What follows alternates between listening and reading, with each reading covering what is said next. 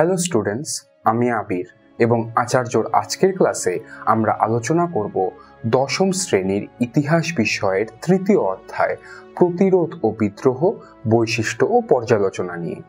আজকের ক্লাসটি এই অধ্যায়ের ওপর আমাদের সেকেন্ড ক্লাস। এর আগের ক্লাসে আমরা আলোচনা করেছিলাম ঔপনিবেশিক অরণ্য আইন, চুয়ার বিদ্রোহ ও কোল বিদ্রোহ নিয়ে। আজকের ক্লাসে আমরা আলোচনা করব সাঁওতাল বিদ্রোহ ও মুন্ডা বিদ্রোহ নিয়ে।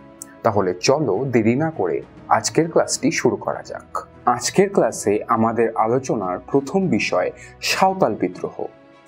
ভারতবর্ষে ব্রিটিশ শাসনের বিরুদ্ধে যতগুলি আদিবাসী বিদ্রোহ হয়েছিল তাদের মধ্যে সাঁওতাল বিদ্রোহ ছিল সবথেকে রক্তাক্ত ও সবথেকে ভয়াবহ বিদ্রোহ। সাঁওতালরা ছিল সহজ সরল আদিবাসী কৃষিজীবী সম্প্রদায়। তারা বহুকাল ধরেই বাংলার বিভিন্ন অঞ্চলে যেমন বীরভূম, বাঁকুড়া, পুরুলিয়া, মেদিনীপুর এই সমস্ত অঞ্চলে বসবাস করত। সাঁওতালরা মূলত কৃষিজীবী সম্প্রদায় ছিল, কিন্তু 1793 খ্রিস্টাব্দে লর্ড কর্নওয়ালিসের শাসনকালে বাংলায় চিরস্থায়ী বন্দোবস্ত প্রবর্তিত হয়। এই চিরস্থায়ী বন্দোবস্ত প্রবর্তিত হওয়ার পর থেকেই সাঁওতালদের ওপর ব্রিটিশরা এবং জমিদাররা অত্যাচার করতে শুরু করে। এই অত্যাচারের হাত থেকে মুক্তি পেতে সাঁওতালরা বিহারের রাজমহল পাহাড়ের প্রান্তদেশে গিয়ে বসবাস করতে শুরু করে। তারা এই অঞ্চলে জঙ্গল কেটে নিজেদের বসতি গড়ে তোলে এবং কৃষিভূমিরও সম্প্রসারণ ঘটায়। সাঁওতালরা এই অঞ্চলের নাম দিয়েছিল দামিন ই কোহ বা পাহাড়ের প্রান্তদেশ। কিন্তু ধীরে ধীরে এই অঞ্চলেও বিভিন্ন বহিরাগতদের প্রবেশ শুরু হয়। এই বহিরাগতদের মধ্যে ছিল জমিদার, জোতদার, মহাজন, ব্যবসায়ী, ব্রিটিশ সরকারি কর্মচারী প্রভৃতি। সাঁওতালরা এই সমস্ত বহিরাগতদের দিকু বলে সম্বোধন করত এবং এই বহিরাগত দিকুদের অত্যাচারের বিরুদ্ধেই 1855 খ্রিস্টাব্দে সাঁওতালরা বিদ্রোহ ঘোষণা করে। তাহলে চলো একবার দেখে নিই এই সাঁওতাল বিদ্রোহের পেছনে ঠিক কি কি কারণ ছিল। সাঁওতাল বিদ্রোহের পেছনে প্রথম কারণ ছিল সাঁওতালদের এলাকায় উচ্চ হারে ভূমি রাজস্ব আরোপ করা। বস্তুত ব্রিটিশ শাসন প্রতিষ্ঠা হওয়ার পর থেকেই সাঁওতালদের বিভিন্ন এলাকায় ব্রিটিশ সরকার উচ্চ হারে ভূমি রাজস্ব আদায় করতে শুরু করে। তখনকার দিনের একটি রিপোর্টে জানা যায় যে 18 বছরে এই অঞ্চলে খাজনার হার বৃদ্ধি করা হয়েছিল প্রায় 10 গুণ। এত উচ্চ হারে ভূমি রাজস্ব দিতে গিয়ে সাঁওতালরা সর্বশান্ত হয়ে পড়ে। দ্বিতীয়ত, এই অঞ্চলে অনেক মহাজন নিজেদের ব্যবসা শুরু করেছিল। নগদ অর্থে ভূমি রাজস্ব দেওয়ার জন্য সাঁওতালরা এই সমস্ত মহাজনদের কাছ থেকে টাকা ধার করত। মহাজনরাও চড়া সুদে সাঁওতালদেরকে টাকা ধার দিত। সুদের হার ছিল 50% থেকে 500% পর্যন্ত, অর্থাৎ 100 টাকায় 500 টাকা সুদ। এইভাবে মহাজনরা সাঁওতালদের রীতিমতো লুট করতে শুরু করে। তৃতীয়ত, এই অঞ্চলে অনেক অসাধু ব্যবসায়ীও তাদের ব্যবসা শুরু করেছিল। এই সমস্ত ব্যবসায়ীরা কেনারাম ও বেচারাম নামে দু ধরনের ভুয়ো বাটখারা ব্যবহার করত।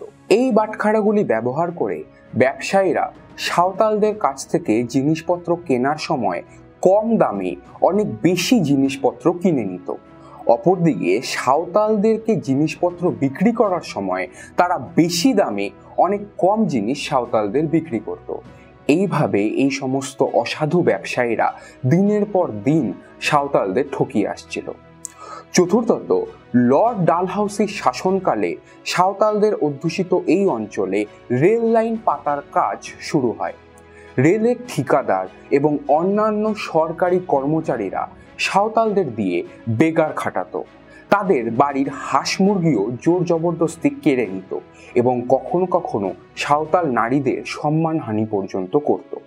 এছাড়াও সাঁওতালদের অরণ্যের অধিকারে হস্তক্ষেপ, সাঁওতালদের অধ্যুষিত অঞ্চলে ব্রিটিশ আইন প্রণয়ন, খ্রিস্টান মিশনারিদের বলপূর্বক সাঁওতালদের ধর্মান্তরিতকরণের প্রচেষ্টা, এই সমস্ত কারণে সাঁওতালরা ব্রিটিশ শাসন এবং বহিরাগত দিকুদের বিরুদ্ধে বিদ্রোহ ঘোষণা করে।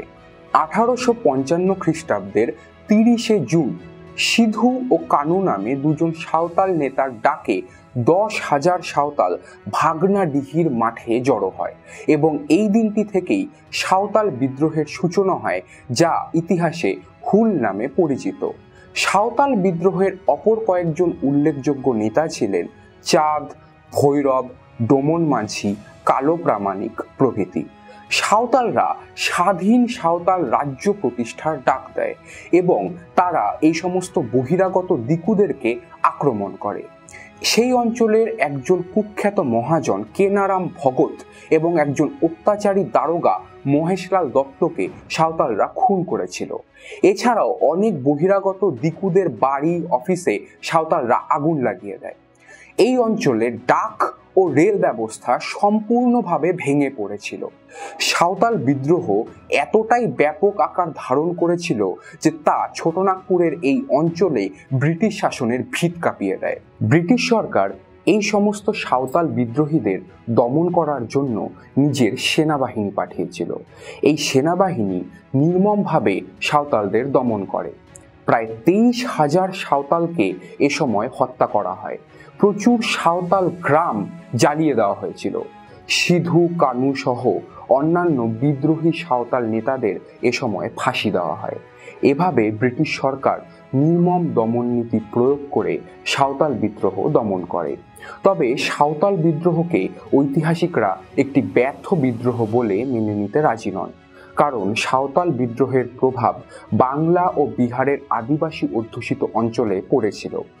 ব্রিটিশ সরকার এই বিদ্রোহের পর সাঁওতাল পরগনা নামে একটি পৃথক ভূখণ্ড সাঁওতালদের জন্য নির্দিষ্ট করে দেয়।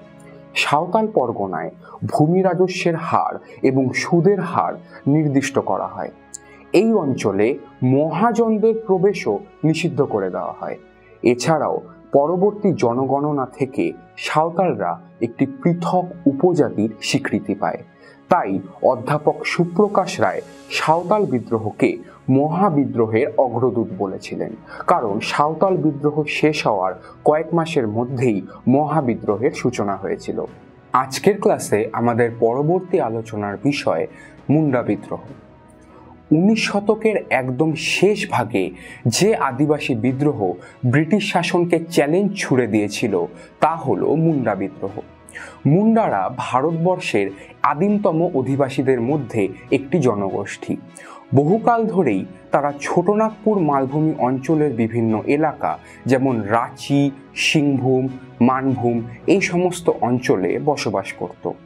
এই সমস্ত অঞ্চলে বসবাসকারী এই মুন্ডারা ব্রিটিশ শাসন এবং অন্যান্য বহিরাগত শক্তির অত্যাচারের বিরুদ্ধে 1899 খ্রিস্টাব্দে বিদ্রোহ ঘোষণা করে, যে বিদ্রোহ ইতিহাসে উলগুলান বা ভয়াবহ বিশৃঙ্খলা নামে পরিচিত ছিল। অন্যান্য আদিবাসী বিদ্রোহের মতন মুন্ডা বিদ্রোহের পেছনেও অনেকগুলি কারণ ছিল।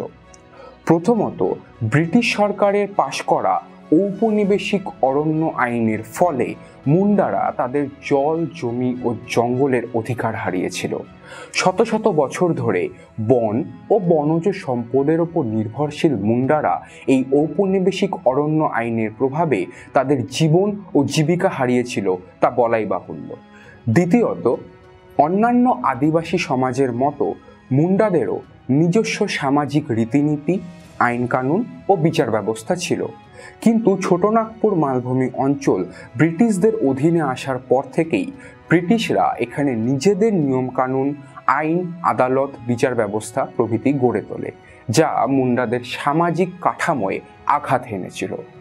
তৃতীয়ত, এই অঞ্চলের বিভিন্ন জমিদার, মহাজন ও ব্রিটিশ সরকারি কর্মচারীরা মুন্ডাদের দিয়ে বেগার খাটাতো এবং তার পরিবর্তে মুন্ডারা কোনো রকম মজুরি পেত না। এই প্রথাকে বেত বেগারি প্রথা বলা হয়। এই বেত বেগারি প্রথার বিরুদ্ধে মুন্ডাদের মনে ক্ষোভ জমতে থাকে। চতুর্থত, মুন্ডারা যৌথ কৃষি ব্যবস্থায় অভ্যস্ত ছিল। এই ব্যবস্থাটি খুদকাঠি প্রথা নামে প্রচলিত ছিল, কিন্তু ব্রিটিশ সরকার আইন করে এই খুদকাঠি প্রথা নিষিদ্ধ ঘোষণা করে দেয়। ফলে মুন্ডা সমাজের কৃষি কাঠামো ভাঙনের মুখে দাঁড়িয়ে যায়। এছাড়া খ্রিস্টান মিশনারিরা মুন্ডাদের বলপূর্বক ধর্মান্তরিত করত। শুধু তাই নয়, তারা মুন্ডাদের আদি ধর্মবিশ্বাসের ব্যাপারে বিভিন্ন অবজ্ঞাসূচক মন্তব্য করত। ফলে মুন্ডাদের মনে ধীরে ধীরে খ্রিস্টান মিশনারিদের বিরুদ্ধে ক্ষোভ জমতে থাকে। এরূপ পরিস্থিতিতে মুন্ডা সমাজে একজন উল্লেখযোগ্য নেতার আবির্ভাব ঘটে। তার নাম ছিল বিরসা মুন্ডা। বিরসা রাঁচির কাছে একটি গ্রামে জন্মগ্রহণ করেছিলেন। তার বাবা সুগান মুন্ডা ছিলেন একজন দরিদ্র ভাগচাষী। বিরসা মুন্ডা ছাত্রাবস্থায় চাইবাসার কাছে একটি জার্মান মিশনারি স্কুলে পড়াশোনা করেন এবং তিনি এখানে খ্রিস্টান ধর্মে দীক্ষিত হয়েছিলেন। কিন্তু পরবর্তীকালে তিনি খ্রিস্টান ধর্ম ত্যাগ করে মুন্ডাদের আদি ধর্মে ফিরে আসেন।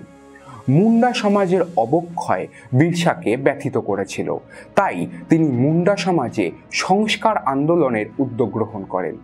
তিনি মনে করতেন ব্রিটিশ শাসনে মুন্ডা সমাজ কলুষিত হয়ে পড়ছে, তাই ব্রিটিশ শাসনের উচ্ছেদ ঘটিয়ে স্বাধীন মুন্ডা রাজ প্রতিষ্ঠা করাই ছিল তার জীবনের একমাত্র লক্ষ্য। বিরসা খুব অল্প দিনের মধ্যেই মুন্ডাদের মধ্যে একজন জনপ্রিয় নেতায় পরিণত হন।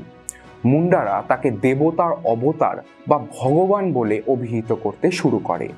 তিনি মুন্ডা রাজ প্রতিষ্ঠা করার জন্য ৬,০০০ মুন্ডাদের নিয়ে একটি নিজস্ব সেনাবাহিনী গঠন করেন এবং ১৮৯৯ খ্রিস্টাব্দে বিরসা তার এই সেনাবাহিনী নিয়ে ব্রিটিশ সরকার, জমিদার ও মহাজনদের বিরুদ্ধে বিদ্রোহ ঘোষণা করেন, যেই বিদ্রোহকে আমরা উলগুলান নামে চিনি। বিরসা রাঁচি ও সিংভূম থেকে এই বিদ্রোহের সূচনা করেছিলেন। ধীরে ধীরে সমগ্র ছোটনাগপুরের পার্বত্য ও মালভূমি অঞ্চলে এই বিদ্রোহ ছড়িয়ে পড়ে। বিদ্রোহীরা বিভিন্ন সরকারি অফিস, আদালত, গির্জা, কাছারি এ সমস্ত কিছু আক্রমণ করে আগুন জ্বালিয়ে দেয়। মুন্ডা বিদ্রোহ এতটাই ব্যাপক আকার ধারণ করে যে ব্রিটিশ সরকার মুন্ডাদের দমন করতে সশস্ত্র পুলিশ বাহিনী পাঠায়। মুন্ডারা তাদের চিরাচরিত হাতিয়ার যেমন তীর, ধনুক, কুড়ুল ইত্যাদি নিয়ে আধুনিক অস্ত্রশস্ত্রে সুসজ্জিত ব্রিটিশ বাহিনীর বিরুদ্ধে যুদ্ধ করে, কিন্তু এই যুদ্ধে মুন্ডারা পরাজিত হয়। প্রচুর বিদ্রোহী মুন্ডাকে এ সময় শাস্তি দেওয়া হয় এবং অনেকেরই মৃত্যুদণ্ড পর্যন্ত হয়েছিল। ১৯০০ খ্রিস্টাব্দে ব্রিটিশ পুলিশের হাতে বিরসা নিজেই ধরা পড়ে যান এবং বিচারাধীন অবস্থায় জেলেই তার মৃত্যু হয়। বিরসা মুন্ডার মৃত্যুর পর মুন্ডা বিদ্রোহ স্তব্ধ হয়ে যায়, কিন্তু অন্যান্য আদিবাসী বিদ্রোহের মতো মুন্ডা বিদ্রোহ আদিবাসী সমাজে খুবই গুরুত্বপূর্ণ প্রভাব ফেলে। মুন্ডা বিদ্রোহের পর ব্রিটিশ সরকার ১৯০৮ সালে ছোটনাগপুর প্রজাস্বত্ব আইন পাশ করে। এই আইনের দ্বারা খুদকাঠি ব্যবস্থাকে পুনরায় প্রবর্তন করা হয়। এছাড়াও বেদ বেগারি প্রথাকে নিষিদ্ধ বলে ঘোষণা করা হয়। মুন্ডা বিদ্রোহ যে আদিবাসী সমাজকে রাজনৈতিকভাবে সচেতন করতে সাহায্য করেছিল এই বিষয়ে কোনো সন্দেহ নেই। তাই ভারতবর্ষের স্বাধীনতা সংগ্রামের ইতিহাসে অন্যান্য আদিবাসী বিদ্রোহগুলির মতো মুন্ডা বিদ্রোহের অবদানও অনস্বীকার্য। তাহলে চলো দেখে নিই আজকের ক্লাসে আমরা কি কি বিষয়ে আলোচনা করলাম। আজকের ক্লাসে আমরা আলোচনা করলাম অত্যন্ত গুরুত্বপূর্ণ দুটি আদিবাসী বিদ্রোহ নিয়ে। একটি হলো সাঁওতাল বিদ্রোহ এবং অপরটি মুন্ডা বিদ্রোহ। এর পরবর্তী ক্লাসে আমরা এই অধ্যায়ের আরও বেশ কিছু গুরুত্বপূর্ণ বিষয় নিয়ে আলোচনা করব। তাহলে আজকের ক্লাস আমরা এখানেই শেষ করছি। দেখা হচ্ছে আচার্যর পরবর্তী ক্লাসে। ততক্ষণ পর্যন্ত পড়তে থাকো, জানতে থাকো।